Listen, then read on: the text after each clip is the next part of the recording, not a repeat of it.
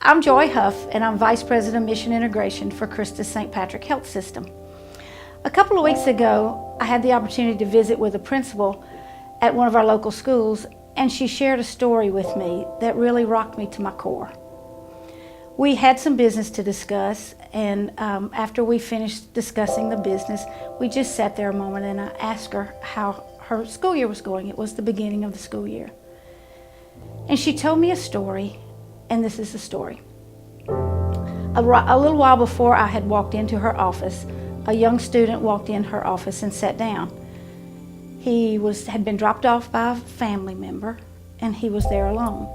She knew when she looked at his records, he was actually too old to be in her school, and she would have to promote him up a grade. But she wondered why he was at her school and still in the current grade he was in. So she began to ask him some questions. And she learned that it had been 2.5 years since he'd actually had a conversation with his mother.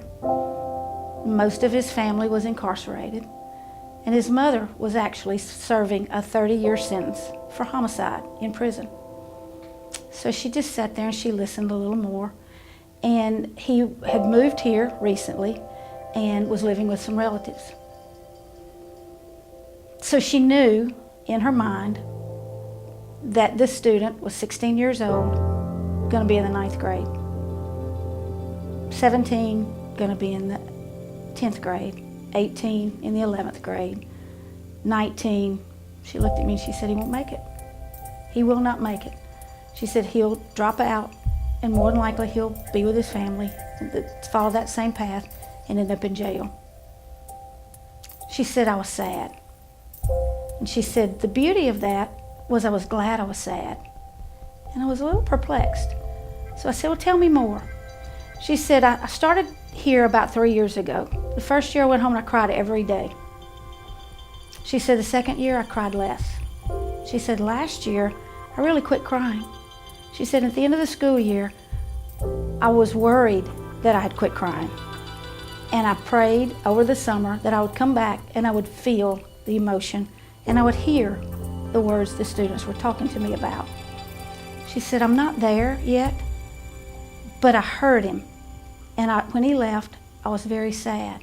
She said, I can't save him, but I heard him. In Christus, we do a lot with numbers. Financial numbers, dollars, percentages, inequality. We have patient room numbers, we have patient account numbers. But we've got to remember that behind every number is a patient and a voice. And if we're extending the healing ministry of Jesus Christ, we've got to listen to those voices. And that will get us to where we continue to feel and we hear the patient's